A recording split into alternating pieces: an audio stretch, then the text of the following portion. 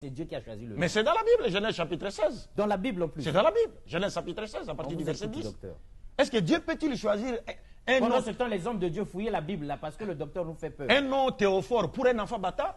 Et quand vous dites d'Agar qu'elle était une concubine d'Abraham, parce que même dernièrement, j'ai On entendu, la rabaisse à ce point. j'ai entendu notre frère Mbota débattre avec un pasteur de l'église primitive, mais qui n'a pas été aussi à la hauteur par rapport aux questions, à la question liée à la polygamie. Il a dit, bon voilà, Abraham n'a eu qu'une seule femme, Jacob n'a eu qu'une seule femme, Rachel, toutes les autres n'étaient pas ses femmes. Mais quand vous dites ça, vous oubliez que Jésus est sorti de la descendance de Léa, pas de Rachel. Il est sorti de la descendance de Léa, qui est une femme que Jacob n'aimait pas au départ. Et quand la Bible nous dit, quand Dieu vit que Jacob n'aimait pas Léa, Dieu fit de sorte que Rachel soit stérile et il rendit Léa féconde afin qu'elle soit aimée de Jacob.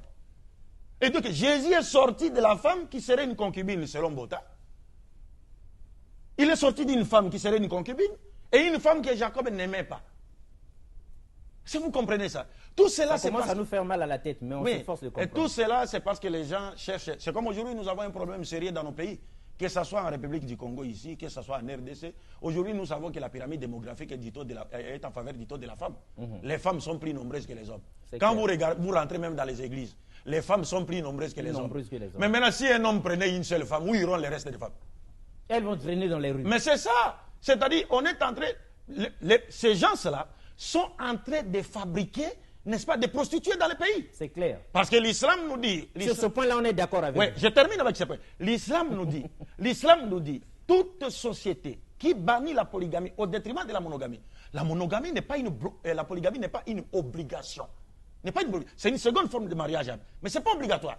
Il y a des gens, des musulmans, qui ont une seule femme.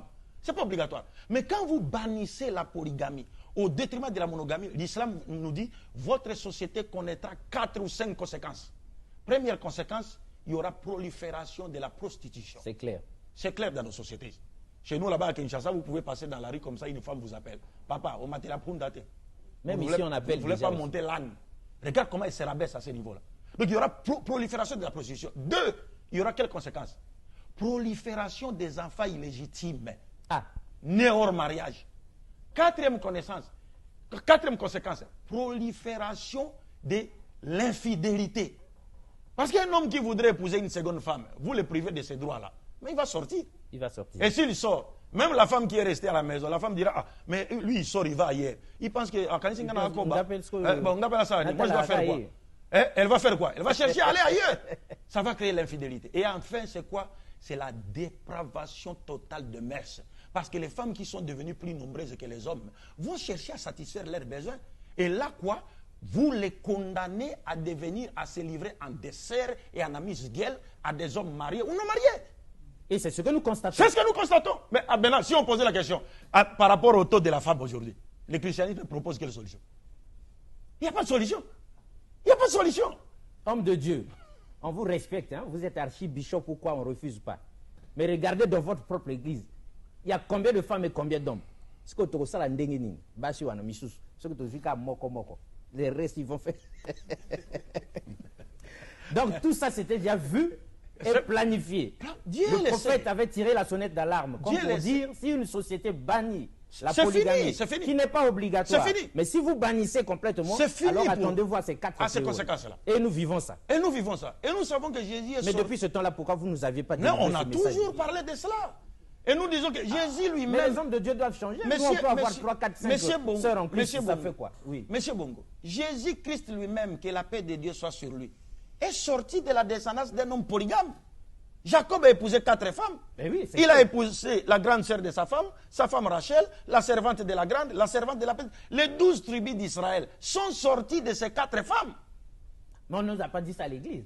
Mais on ne peut pas vous dire cela. On a dit seulement les 12 tribus Non, parce que celui qui nous... Mais c'est sorti d'où? Mais celui qui nous impose la monogamie obligatoirement, c'est quoi? Ce sont les autres, les Européens et les autres. Parce qu'aujourd'hui en Europe, si vous prenez une seconde femme, on va vous arrêter. Évidemment. Mais si vous prenez des hommes comme vous, qui portent des barbes comme vous vivez avec dans l'homosexualité, on vous applaudit. Ah là, on vous acclame. Mais quand vous prenez une femme naturelle, non, c'est fini, monsieur. Ah non, vous devez quitter. Est-ce que vous comprenez? C'est cela le problème. Donc nous disons dépravation des mœurs. Dépravation totale des mœurs. Au niveau mondial. Au niveau mondial, dépravation totale des mœurs. Oui, mais pour revenir sur nous. Pour revenir sur les sujets. Pourquoi on ne laisse pas les gens sur leur faim? On est